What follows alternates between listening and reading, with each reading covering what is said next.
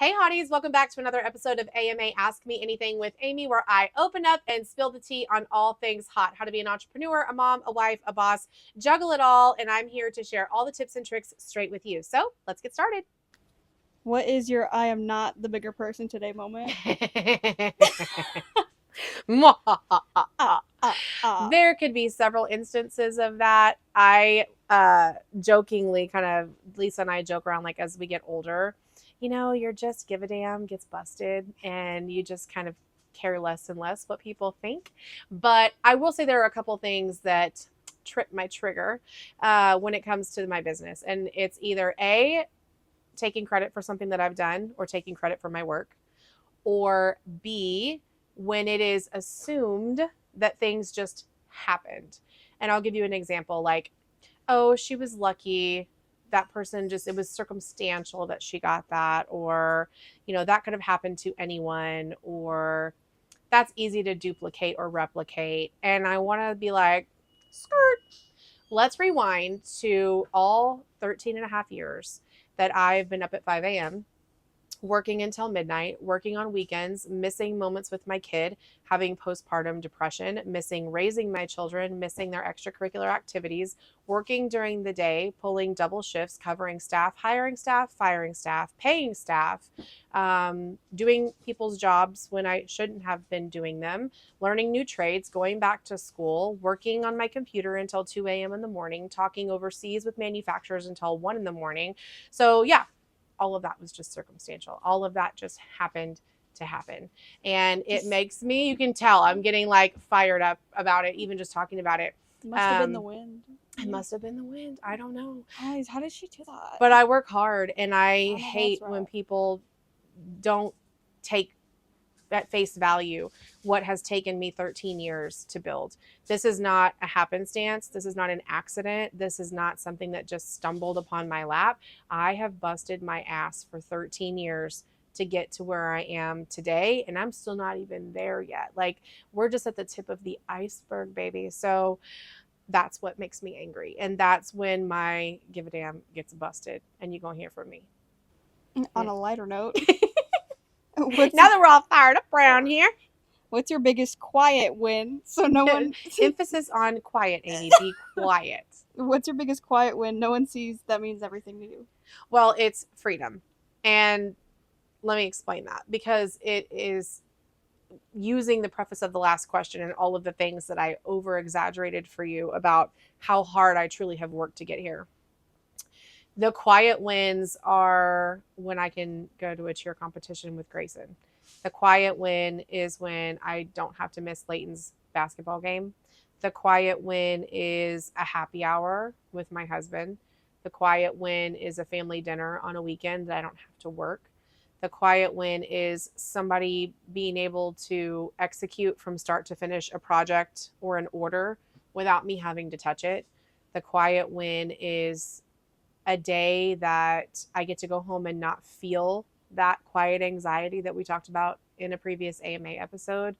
Those are all quiet wins that as a business owner, we struggle with every single day. So it's financial freedom, it's emotional freedom, it's freedom of time, it's freedom of inner peace, it's freedom of everything in my life that as an entrepreneur, you know all too well, you give up. You give up for the sake of your business. You give up for the sake of the other families that your business feeds and is responsible for. And you're always last, always. Nobody will ever love your business like you do. Nobody will ever work your business like you do. But to get to the point where somebody can execute it close to the way that you would, and give you those small, quiet wins. And for me, it's just the freedom of time, the freedom of the luxury that, I can make a purchase without worrying about, do I have to buy groceries or pay an invoice? Do I have to keep the lights on in the boutique, or can I pay my mortgage? Those are real circumstances that have happened for 13 years. And I think when we are finally now to the point where we're kind of on this uptick and all of those hard days and those crying nights and early mornings are starting to pay off, that's the quiet win. Would you ever open another location, or are you one and done? Asking for a friend. Asking for a friend, for a fellow hottie. And is that location potentially in Italy? Oh, Game changer question. I wasn't prepared for that. Well, let me just say this. I have had multiple locations. I've had 3.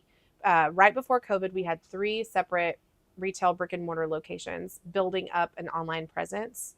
And this kind of goes back to that whole like being busy as a flex. Having multiple locations is not a flex. More money equals more problems. More locations equals more stress, more worry, more payroll, more staffing, more inventory, more this, more that, more.